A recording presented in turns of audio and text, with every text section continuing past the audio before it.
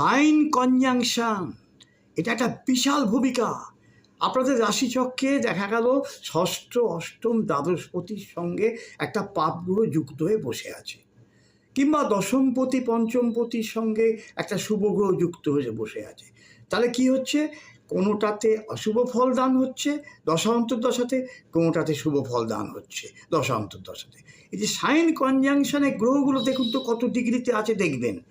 এবার দেখা গেল ট্রানজিটে গোচর পরিক্রমায় সেই গ্রহগুলোই আবার ওই শুভ অশুভ গ্রহগুলো ষষ্ঠ, অষ্টম, দ্বাদশপতির সঙ্গে সেমভাবে পাপগ্রহ সংমিশ্রণ ঘটেছে।